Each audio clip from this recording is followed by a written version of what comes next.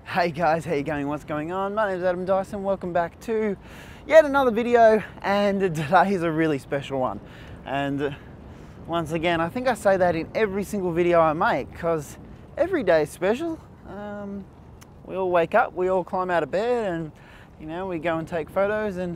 But today's going to be a good one.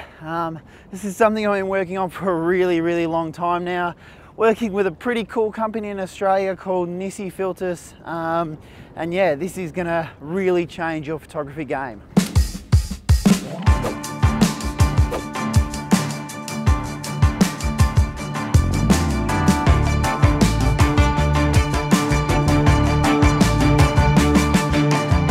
So easily the most annoying thing about photography especially when it comes to landscape photography, is that you always have to rely on the clouds.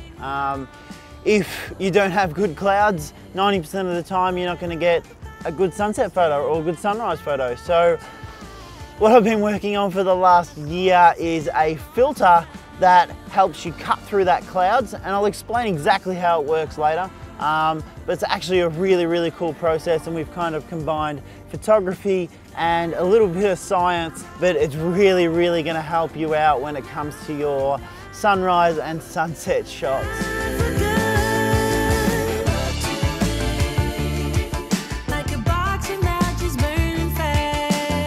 So if you don't know already, I am actually a reseller for Nissi Filters Australia, and they come to me about a year ago, so it's pretty much a year ago today, and they said to me, look, we want to develop something. We want to kind of try to keep it a little bit of a secret from the market, but we're planning on launching it in about April next year, and yeah, we want to work with you to kind of develop this filter. So the way it works is mainly to do with the way that the clouds actually capture the light. So when light tries to pass through clouds, it actually gets blocked by the clouds, and the way that the photodiodes kind of associate themselves with the clouds themselves is the reason that we don't actually see that light. And that's especially true when it comes to color. So most of the time color can't actually pass through the clouds unless it's the right photodiodes. So that's where this filter comes involved. So the way that it works is it's pretty much exactly the same as a grad filter. So they'll be available in a hard grad, a soft grad, and a reverse grad as well. But yeah, you slide them into your filter holder in the exact same way, and as you slide them in and out, it helps the light actually pass through the clouds itself. So as I was saying before, it doesn't actually remove the clouds, it just helps the light pass through the clouds itself. So the best thing of all is that the filter actually works 99% of the time. So I've been using this for about 8 months now, working on it for about a year with Nissi. There is a couple of situations where it doesn't. When it's full cloud, it's completely useless. So when it's 100% cloud and you can't see, there's no detail in the cloud, it means that there's no light actually translating through the cloud itself. So it just doesn't work at all. When it works great is situations like today, when you've got dark and kind of transparent cloud where the light's still trying to pass through, and it works really well. And what's really going to be a game changer about this filter itself is that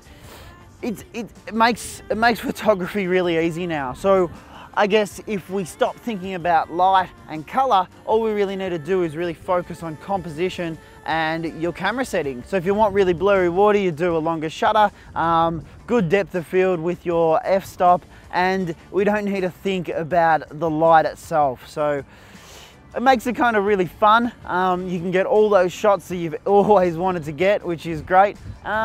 But yeah, makes photography fun. You don't have to think about the light. How good's that? Wait for old mate to walk past, eh? So you set the camera up in the exact same way and the filter up in the exact same way that you would set up any kind of filter situation. And as I said before, it's going to come in a soft, a hard, and a reverse grad.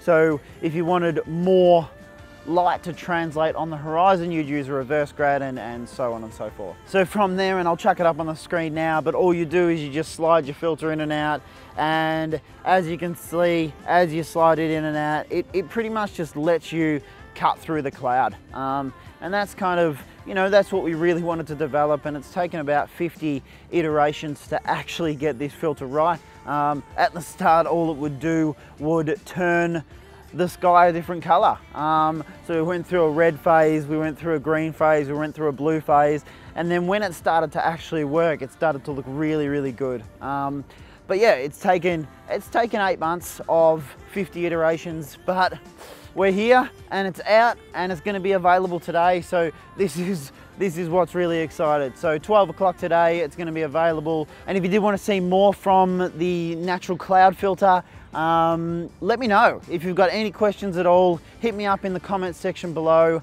And yeah, I really, really hope you enjoy this filter. Like, honestly though, how good would it be if there was actually a filter that did this? All right, so if you haven't realized already, this is actually a joke. I think it'd be an absolutely awesome filter to have. And yeah, if it was actually real, whew, it'd be amazing. It'd make photography really, really easy, but it would definitely be cheating. So yeah, but this is just a little idea that I kind of developed about a year ago, to be honest. And I wanted to make it this time last year, but I just didn't have time. So here it is, the cloud reduction filter, or I can't even remember what I called it, but yeah, pretty exciting. So if you are new around here, my name's Adam. I make videos on photography. I do some vlogs. I also do some product reviews. So thank you so much for watching. I really, really appreciate it. If you don't already, follow me on Instagram. That's where I put up all my landscape photos. Until next time, I'll catch you later.